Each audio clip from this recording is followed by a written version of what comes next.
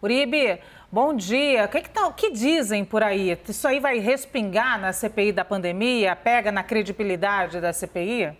Essa é uma crítica que tem sido feita há bastante tempo pela base governista. Bom dia a todos, bom dia Marcela e bom dia Luciana. É uma crítica que já foi feita inclusive pela secretária do Ministério da Saúde, Mayra Pinheiro.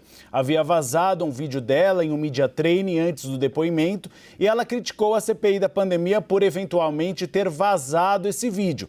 Depois provou-se numa apuração interna da CPI da pandemia que o vídeo não teria saído da CPI, mas de uma outra pessoa e eventualmente ligado a Mayra Pinheiro. O episódio é muito parecido com este de agora, de Ricardo Barros. Eu conversei há pouco com o Omar Aziz, presidente da CPI da pandemia. Ele já protocolou a resposta ao Supremo Tribunal Federal, como a Juliana Lopes bem ressaltou, e nela ele faz críticas, inclusive, a Ricardo Barros.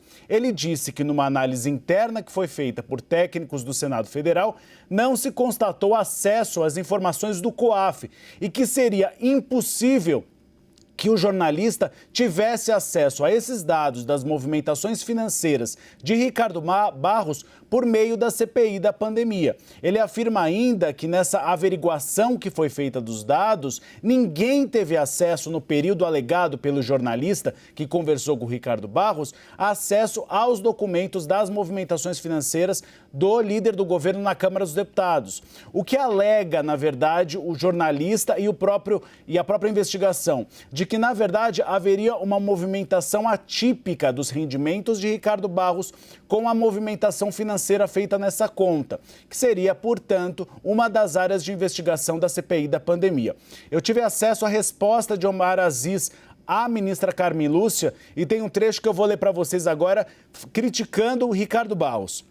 O trecho diz: evidentemente, o autor da impetração, que seria Ricardo Barros, promove defesa frenética, desleal e imbuída de má-fé, no que imputa, sem qualquer indício de prova, que os dados que informaram a matéria jornalística foram vazados à imprensa como estratégia institucional da CPI. E ele afirma mais: do fato de informações pessoais da reclamante estarem circulando na imprensa, não se depreende que a autoridade impetrada ou a comissão parlamentar de inquérito tenha dado causa ao suposto vazamento.